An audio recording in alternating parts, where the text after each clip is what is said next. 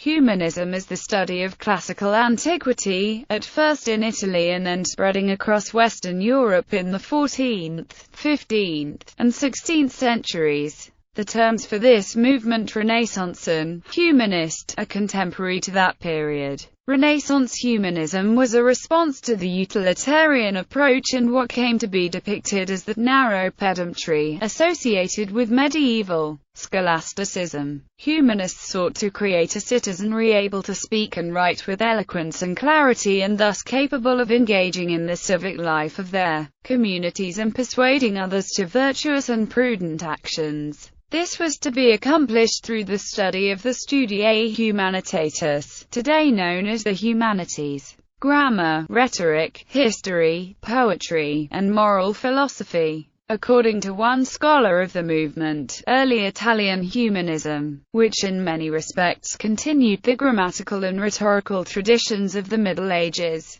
not merely provided the old trivium with a new and more ambitious name, but also increased its actual scope, content and significance in the curriculum of the schools and universities and in its own extensive literary production. The Studiae Humanitatis excluded logic, but they added to the traditional grammar and rhetoric not only history, Greek, and moral philosophy, but also made poetry, once a sequel of grammar and rhetoric, the most important member of the whole group.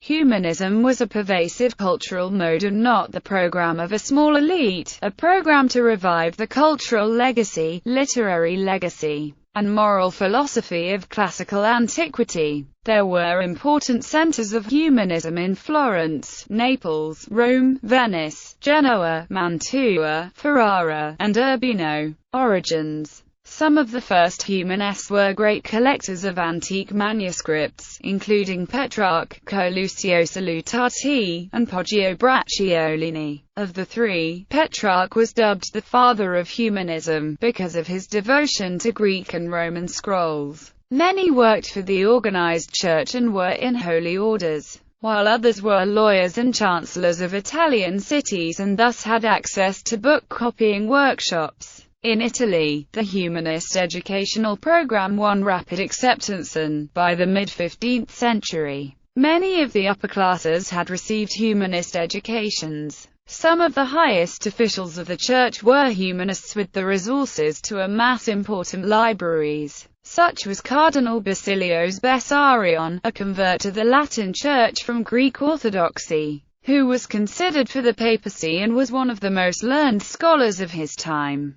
There were several 15th century and early 16th century humanist popes, one of whom, Aeneas Silvius Piccolomini, was a prolific author and wrote a treatise on the education of boys. These subjects came to be known as the humanities, and the movement which they inspired is shown as humanism. Italian humanism spread northward to France, Germany, the Low Countries, and England with the adoption of large-scale printing after the end of the era of incunabula, and it became associated with the Protestant Reformation. In France, preeminent humanist Guillaume Budet applied the philological methods of Italian humanism to the study of antique coinage and to legal history, composing a detailed commentary on Justinian's Code. Budet was a royal absolutist who was active in civic life, serving as a diplomat for François I and helping to found the Collège des Lecteurs Royaux. Meanwhile, Marguerite de Navarre, the sister of François I, was a poet, novelist, and religious mystic who gathered around her and protected a circle of vernacular poets and writers, including Clement Marot, Pierre de Ronsard, and François Rabelais.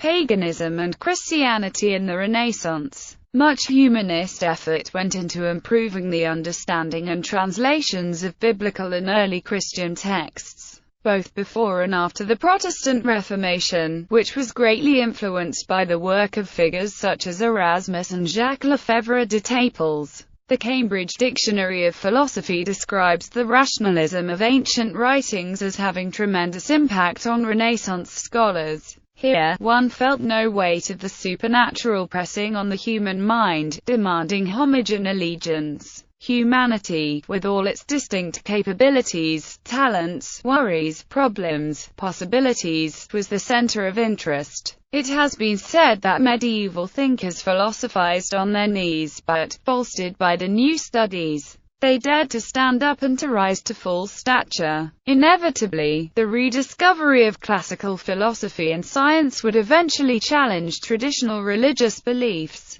In 1417, for example, Poggio Bracciolini discovered the manuscript of Lucretius de Rerum Natura, which had been lost for centuries and which contained an explanation of Epicurean doctrine, though at the time this was not commented on much by Renaissance scholars, who confined themselves to remarks about Lucretius's grammar and syntax. Lorenzo Valla, however, puts a defense of Epicureanism in the mouth of one of the interlocutors of one of his dialogues. Valla's defense of Epicureanism was later taken up in the Epicurean by Erasmus, the prince of humanists. If people who live agreeably are Epicureans, none are more truly Epicurean than the righteous and godly. And if it is names that bother us, no one better deserves the name of Epicurean than the revered founder and head of the Christian philosophy, Christ. For in Greek epikouros means helper. He alone, when the law of nature was all but blotted out by sins, when the law of Moses incited to lists rather than cured them, when Satan ruled in the world unchallenged, brought timely aid to perishing humanity.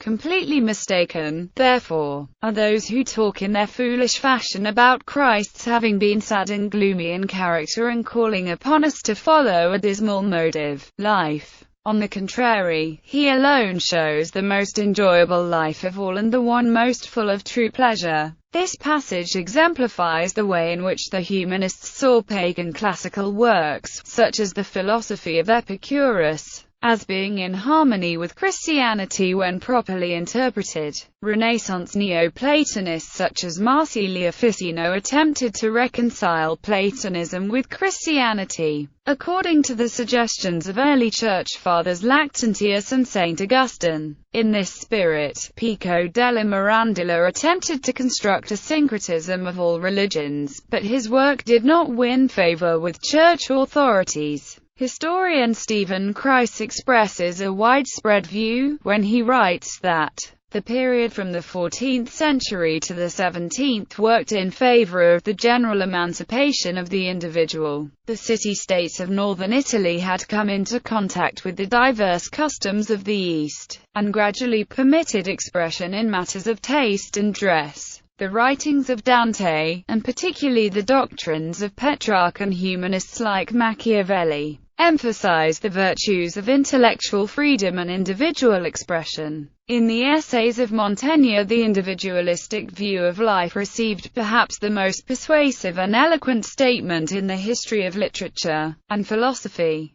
Two noteworthy trends in Renaissance humanism were Renaissance Neoplatonism and Hermeticism, which through the works of figures like Nicholas of Cuse, Giordano Bruno, Cornelius Agrippa, Campanella and Pico della Mirandola sometimes came close to constituting a new religion itself. Of these two, Hermeticism has had great continuing influence in Western thought, while the former mostly dissipated as an intellectual trend, leading to movements in Western esotericism such as Theosophy and New Age thinking. The Yates thesis of Francis Yates holds that before falling out of favor, esoteric Renaissance thought introduced several concepts that were useful for the development of scientific method, though this remains a matter of controversy. Though humanists continued to use their scholarship in the service of the Church into the middle of the 16th century and beyond, the sharply confrontational religious atmosphere following the Protestant Reformation resulted in the Counter-Reformation that sought to silence challenges to Catholic theology, with similar efforts among the Protestant churches. However, a number of humanists joined the Reformation movement and took over leadership functions, for example, Philip Melanchthon, Ulrich Zwingli, John Calvin, and William Tyndale, with the Counter-Reformation initiated by the Council of Trent.